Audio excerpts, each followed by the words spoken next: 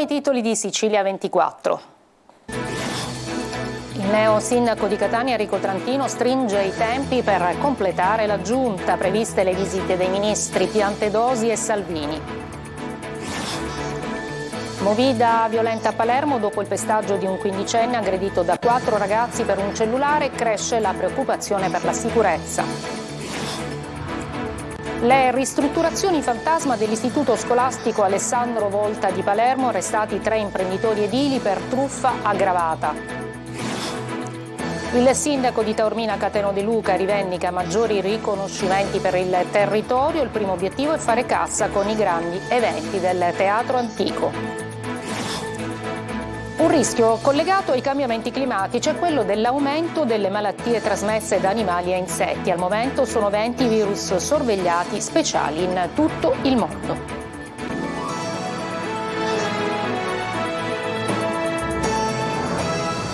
Buongiorno, benvenute e benvenuti a questa edizione del mattino di Sicilia 24. Lo sentivate dai titoli, Enrico Trantino è formalmente il nuovo sindaco di Catania. Ieri pomeriggio l'insediamento e la consegna della fascia tricolore, il primo cittadino già al lavoro per completare la giunta. Nei prossimi giorni e dunque sono previste anche le visite dei ministri Salvini e Piantedosi. Luca Ciliberti.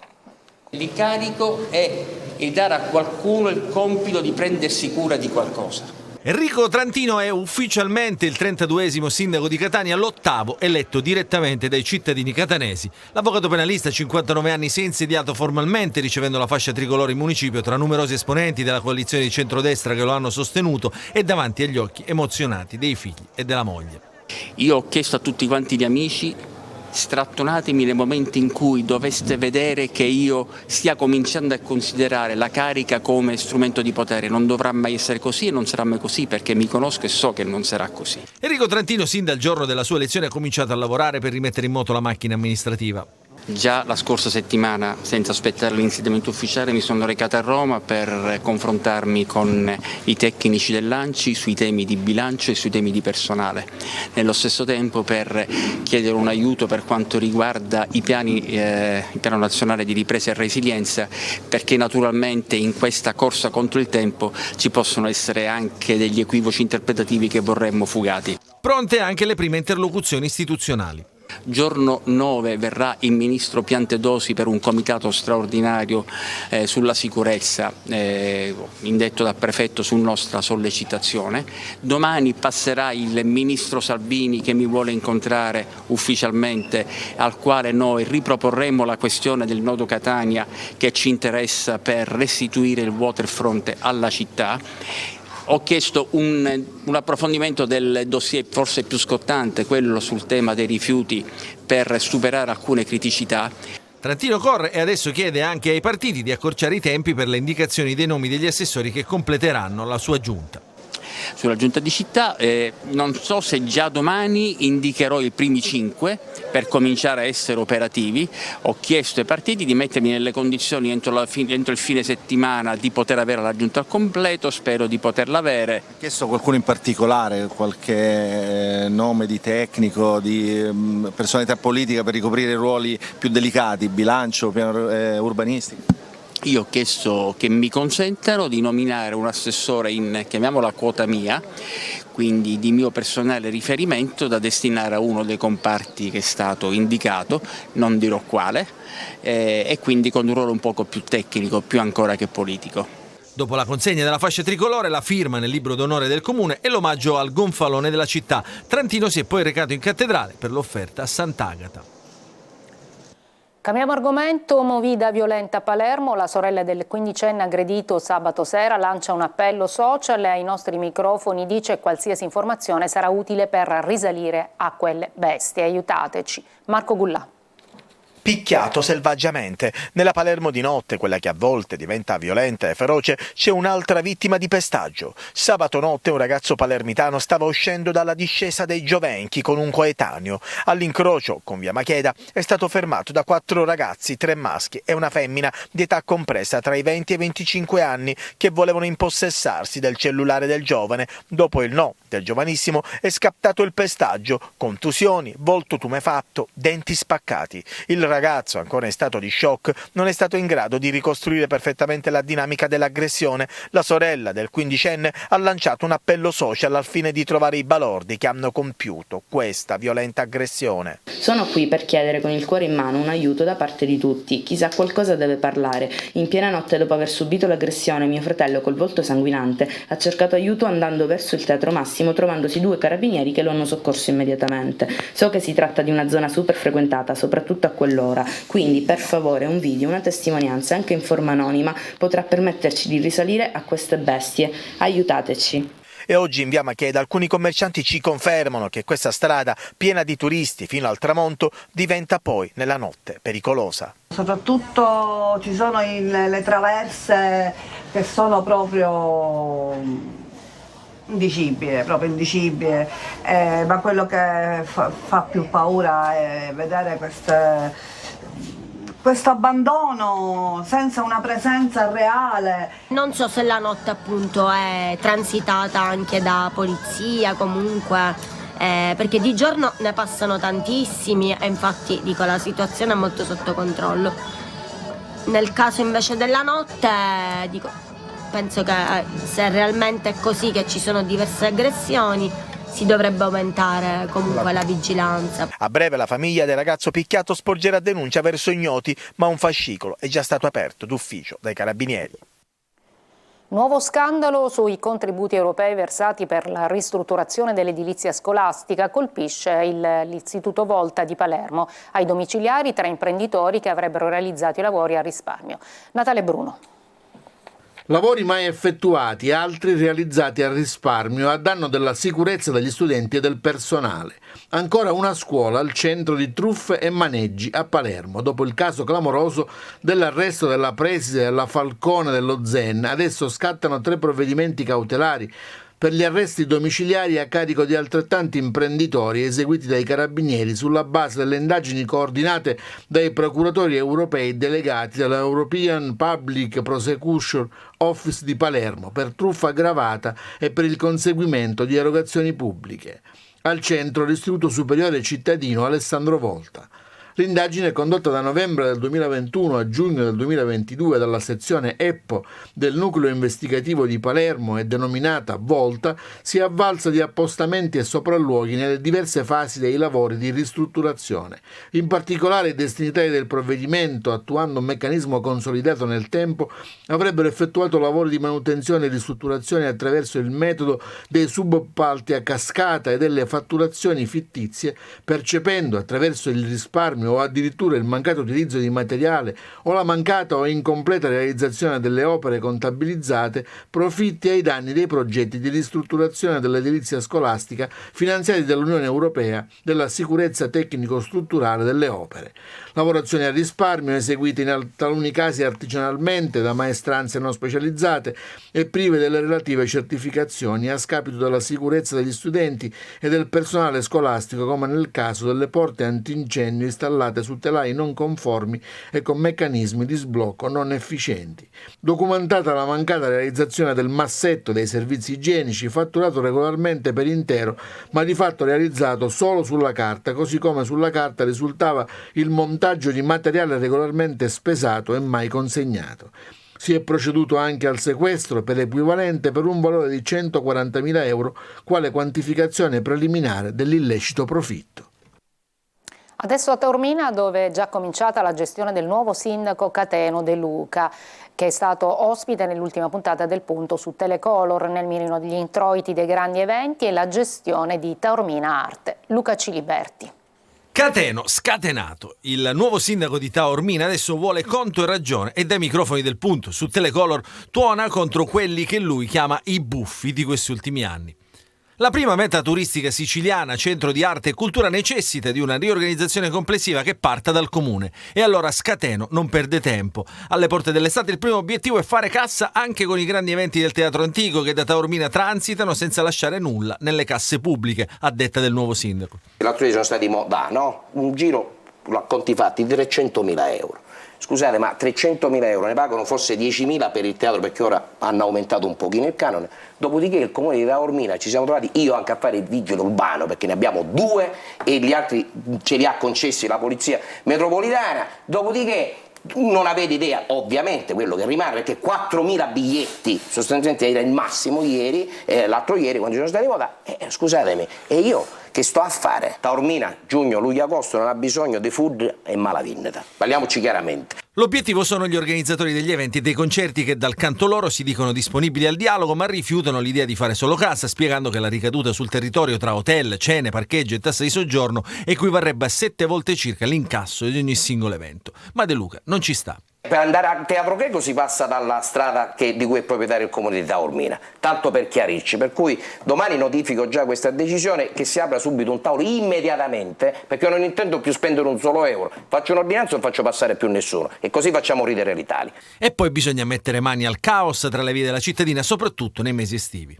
Credo che tutti sanno che se passeggi nel corso principale di Taormina fino alle 10, 10 e mezzo c'è una situazione incredibile, 20-30 mezzi di carico e scarico, non solo, anche col servizio di raccolta dei rifiuti che blocca totalmente Taormina, e ovviamente questo non è consentito. De Luca annuncia che non si insedierà nel CDA della Fondazione Taormina Arte, di fatto a maggioranza regionale, e non risparmia neppure il presidente Schifani, che domani dovrebbe fare visita all'ospedale di Taormina. Prepareremo la delibera per uscire da Tao Arte, in quanto il comune non ha conferito neanche i suoi beni, quindi ci troviamo con una situazione paradossale, dei beni che sono finalizzati al raggiungimento di obiettivi che non sono stati però conferiti, ma nessuno se n'è accorto. A questo aggiungo che il bilancio di Tao Arte del 2023 non esiste, per cui si sta agendo in questo momento a colpi di penna, tanto siamo abituati a pagare i buffi di queste situazioni. Comincia la calda e lunga estate di Taormina, con Scateno protagonista. Siracusa è l'unico capoluogo siciliano che andrà al ballottaggio il prossimo fine settimana, e la campagna elettorale è sempre più accesa tra apparentamenti e malcontenti. Francesco Aloi. Ancora qualche giorno e a Siracusa sarà ballottaggio. Intanto in città gli animi si riscaldano sempre più. Appoggeranno il candidato del centrodestra Messina, anche l'ex sindaco Garozzo e Mangiafico. Nella coalizione però c'è un po' di mal di pancia. La Democrazia Cristiana pare voglia staccarsi per sostenere Italia. Non ritengo ci siano problemi e se c'è qualche sbavatura sarà sistemata in corso d'opera. Il sindaco uscente potrà contare su Bandiera, che al primo turno aveva corso con 3 liste civiche. Una di queste, l'UDC, però si è sganciata a favore di Messina. È chiaro che quando si integrano dei programmi, questi programmi poi vanno realizzati e Bandiera è la persona più adatta e anche più coerente politicamente rispetto alla mia proposta politica. Non tutti gli apparentamenti piacciono agli elettori e sui social sono tanti i post di critica. Intanto uno dei temi principali su cui si gioca la partita è la mobilità, le piste ciclabili soprattutto. Tutte le persone che sia nella precedente giunta che nel precedente consiglio comunale hanno votato le piste ciclabili sono insieme a Ferdinando Messina, che era presidente della commissione viabilità e trasporti. Il consiglio comunale ha deliberato i chilometri e il fatto che bisognava realizzare le piste ciclabili, le modalità, intendo il biciplan e la delibera di giunta che approvava il progetto esecutivo, è in corpo all'amministrazione Italia. E pare che il PD, che sosteneva Renata Giunta, arrivata terza, starà a guardare. L'unica certezza è che da lunedì ci sarà un sindaco, nuovo o vecchio, lo sceglieranno i siracusani.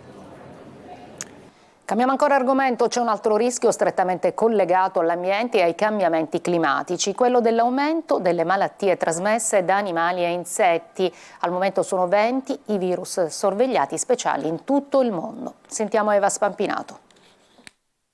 L'allarme è lanciato dalla Siti, società italiana di igiene, in occasione della giornata mondiale dell'ambiente. In Italia è previsto un aumento del rischio e dell'aggressività delle malattie infettive correlate al clima e in particolare quelle causate da vettori come le zanzare, come la malaria, il dengue e la febbre del West Nile, oltre che patologie trasmesse da pappataci e zecche. Sì, esiste certamente il rischio ed è collegato a tutta una serie di fattori in cui l'uomo ha un ruolo fondamentale, cioè la siccità intanto e quindi i cambiamenti climatici con appunto la riduzione della disponibilità di acqua potabile, la vicinanza di animali che prima stavano nelle foreste e a causa della deforestazione si sono sempre più avvicinati all'uomo, soprattutto pipistrelli e pangolino, che hanno ovviamente dei virus che potenzialmente a causa del salto di specie possono sicuramente passare all'uomo. Il professore Jacobello conferma l'importanza di adottare un approccio multidisciplinare. Viene detta con un termine inglese One Health, cioè un'unica salute sia degli animali come anche dell'uomo, ma anche delle piante e dell'ambiente. I cambiamenti degli ecosistemi, dettati dalle attività umane, sono in grado di influenzare molteplici vie di trasmissione delle malattie infettive, aumentando così il rischio di nuove epidemie. Il 75% delle infezioni cosiddette emergenti sono considerate delle zoonosi, cioè si trasmettono direttamente dagli animali, ma anche e soprattutto attraverso i vettori, quindi zanzare, plebotomi, zecche, pappataci, si trasmettono all'uomo. Non è un problema che riguarda il singolo individuo, è un problema che riguarda la sanità pubblica. Bisognerà quindi intervenire intanto modificando alcuni comportamenti che sono ovviamente sbagliati. Primo fra tutti ovviamente cercare di bonificare le aree dal quadro di siccità, portare delle acque potabili, migliorare quindi la condizione ambientale.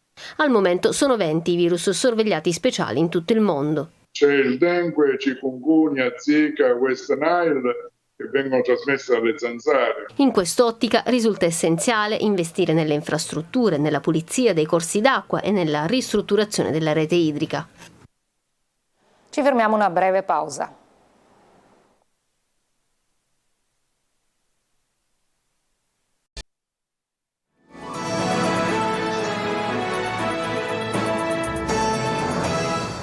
Eccoci agli spettacoli. Danilo Rea porta al Teatro Massimo Bellini di Catania la grande opera in jazz. Il pianista ha duettato virtualmente con le stelle della lirica del Novecento, Eva Spampinato.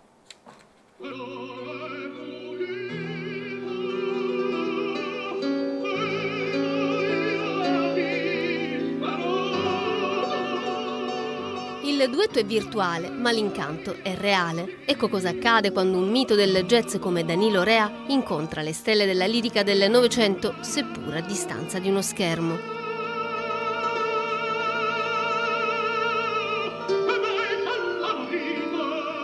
E questa è l'idea di partenza dello spettacolo La grande opera in jazz, Danilo Rea e le stelle del canto, una carrellata in cui il celebre pluripremiato virtuoso del pianoforte si lascia ispirare dall'estro dell'improvvisazione e accompagna le voci di Maria Callas, Caruso, Mario del Monaco, Beniamino Gigli, Amelita Galli-Curci, Alma Gluck, Giacomo Lauri Volpi.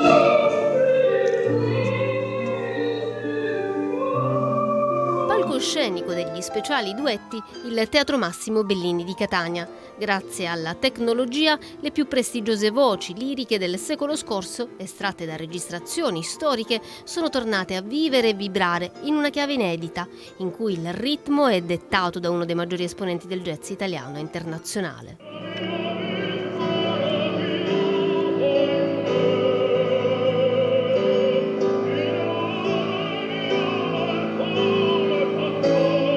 Melodia e improvvisazione sono le passioni del pianista vicentino, amatissimo dal pubblico. Studi classici, rock e pop influenzano la sua formazione e convergono, attraverso il jazz, in uno spettacolo in cui Rea rende il suo personale omaggio in chiave jazz ai mitici cantanti lirici del Novecento italiano.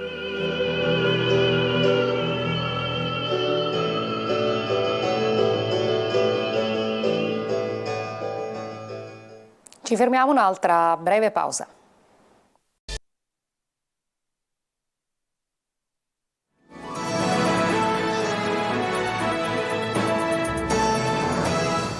È atteso a Catania il rientro di Ross Pelligra. La prima operazione per il campionato di Serie C sarà la trasformazione in società di capitali della SSD e poi la scelta del nuovo allenatore. Angelo Gagliano.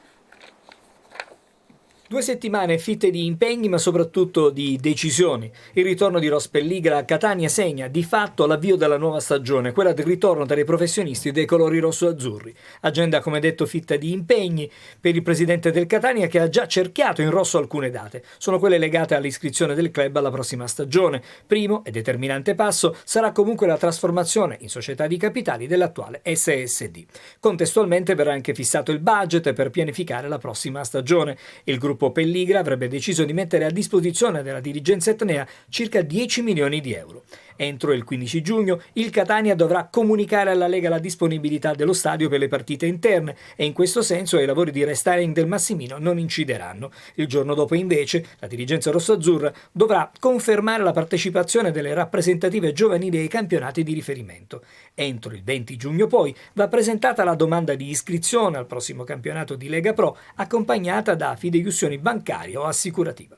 Sul fronte tecnico invece il nodo da sciogliere è la scelta del nuovo allenatore. Concluso come sembra il rapporto con Giovanni Ferraro, sono almeno 3 i profili su cui la dirigenza etnea sta riflettendo. Oltre all'ex allenatore di Venezia e Sud Tirol Ivan Javorčić e a Luca Tabbiani, ultima stagione alla Fiorenzuola, resta attuale il nome di Michele Pazienza, mentre sono in discesa le quotazioni di Francesco Baldini. La decisione dovrebbe arrivare già entro questa settimana. Nel frattempo il DS Antonello Laneri sta scandagliando il mercato alla ricerca di rinforzi. È tutto per questa edizione di Prima di Sicilia 24, la prossima alle 14. Grazie per l'ascolto e buona giornata.